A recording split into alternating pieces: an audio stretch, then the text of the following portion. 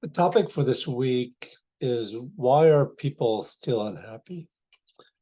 If I were to ask you broadly in general, are people happy or unhappy?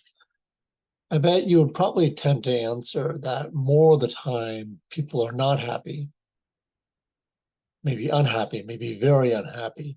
But why is this? So Christians in general believe God created the world, God is good and powerful. So how could a God who is good and powerful create a world that is short of happiness?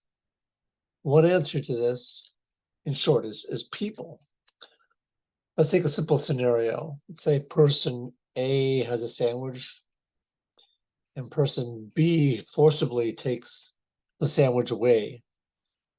A simple example of loss, perhaps someone being mean, maybe could even say an unfair situation and an unhappy situation for person A.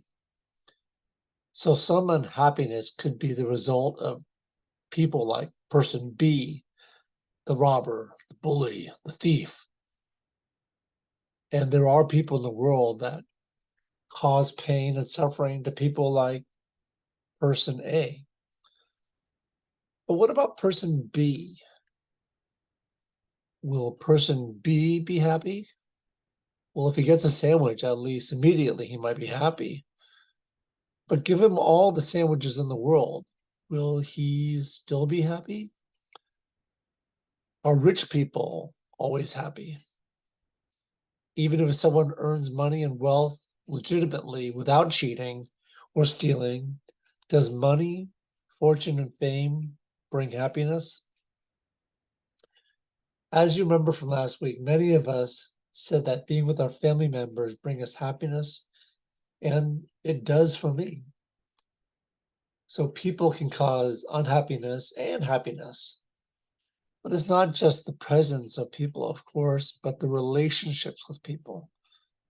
The relationship component is, of course, important, not just a crowd of people, but someone who knows you by name, knows your history, where you're from, what you like, and what wants the best for you. I want you to consider this. Besides relationship with family and friends, relationship with the one who made us, with God, is something that we all want. There's a great Christian theologian, thinker in the 17th century named Pascal. Referring to the spiritual condition of mankind, he famously said, there is a God-shaped vacuum in the heart of each man, which cannot be satisfied by anything else, but only by God the Creator, made through Jesus Christ. You may or may not believe in God. You may have no idea about Christianity. These may be foreign ideas, or you may simply not agree or follow the logic and reasoning. Um, but that's okay. Our purpose is to try to explain what we believe, and we ourselves may not have all the answers. We're not trying to start an argument for argument's sake, but we want to share. We do, however, welcome questions and concerns, even hard ones. We may not have the answer, but we would like to hear them, your questions.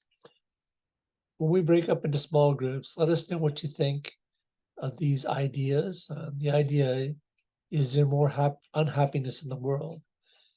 And the idea that fame, fortune, professional success, and even relationships aren't enough. If you feel comfortable sharing, um, you could share about this idea of a God-shaped vacuum. Do you feel you have a God-shaped vacuum in your heart? Thanks for listening. And